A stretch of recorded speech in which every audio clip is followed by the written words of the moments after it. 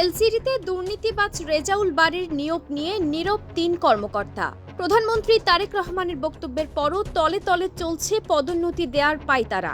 আওয়ামী আমলে রেজাউল বারীর ভয়াবহ দুর্নীতি নিয়ে অতি সম্প্রতি নোটিশও দিয়েছে দুদক। তবুও রহস্যজনকভাবে দেখেও না দেখার ভান করে আছেন স্থানীয় সরকার, জনপ্রশাসন এবং অর্থ মন্ত্রণালয়ের ৩ সচিব। বড় ধরনের ঘুষ বাণিজ্যের শঙ্কা। বিস্তারিত দেখুন সালে কাইসারের করা ৩ পর্বের ধারাবাহিক অনুসন্ধানী প্রতিবেদনের তৃতীয় ও শেষ পর্বে। দুর্নীতির অভিযোগের তদন্ত শেষ হওয়ার আগেই কি মিলতে যাচ্ছে পদোন্নতি? এমন প্রশ্নই এখন ঘুরপাক খাচ্ছে স্থানীয় সরকার প্রকৌশল অধিদপ্তরকে ঘিরে। অভিযোগ উঠেছে গত ৫ই মে ২০২৬ মাননীয় প্রধানমন্ত্রী জনাব তারেক রহমানের সভাপতিত্বে অনুষ্ঠিত এক বৈঠকে পিরোজপুর জেলার বিভিন্ন উন্নয়ন প্রকল্পে ব্যাপক অনিয়ম ও অর্থ আত্মসাতের বিষয়টি আলোচনা হয়। অভিযোগকারীদের দাবি, বৈঠকে প্রায় ৬,০০০ কোটি টাকার অনিয়মের তথ্য উঠে আসে।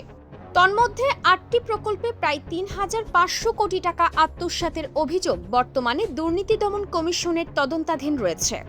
অভিযোগে বলা হয়েছে, এসব প্রকল্পের অন্যতম বন্যা ও দুর্যোগে ক্ষতিগ্রস্ত পল্লী সড়ক অবকাঠামো পুনর্বাসন প্রকল্পের প্রকল্প পরিচালক ছিলেন আবুল বাসেত মোহাম্মদ রেজাউল বারী।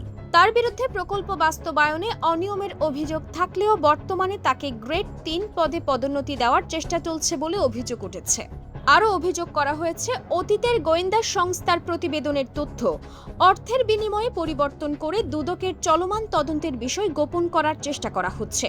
সেই সঙ্গে স্থানীয় সরকার বিভাগের সচিব মোহাম্মদ শহীদুল হাসানের বিরুদ্ধেও পদোন্নতির পক্ষে তদবিরের অভিযোগ আনা হয়েছে।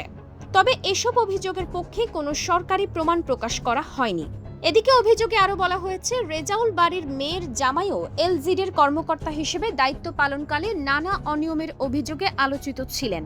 অভিযোগকারীদের দাবি, এসব তথ্য এখন ধামাচাপা দেওয়ার চেষ্টা চলছে। উক্ত বিষয়ে জনপ্রশাসন মন্ত্রণালয়ের সিনিয়র সচিব মোহাম্মদ এহসানুল হক, অর্থ মন্ত্রণালয়ের সচিব ডক্টর মোহাম্মদ খায়রুজ্জামান মজুমদার এবং স্থানীয় সরকার বিভাগের সচিব মোহাম্মদ শহীদুল হাসানের বক্তব্য জানতে যোগাযোগ করা হলেও তাদের কোনো মন্তব্য এখনো পর্যন্ত পাওয়া যায়নি। অভিযোগগুলোর সত্যতা যাচাই এবং দুদকের চলমান তদন্তের ফলাফলের দিকেই এখন তাকিয়ে রয়েছে সংশ্লিষ্টরা। অভিযোগ প্রমাণিত হলে জড়িতদের বিরুদ্ধে কী ব্যবস্থা নেওয়া হবে, নাকি তদন্ত শেষ হওয়ার আগেই পদোন্নতি দেয়া হবে, সেই প্রশ্ন এখন জনমনে আলোচনার জন্ম দিয়েছে।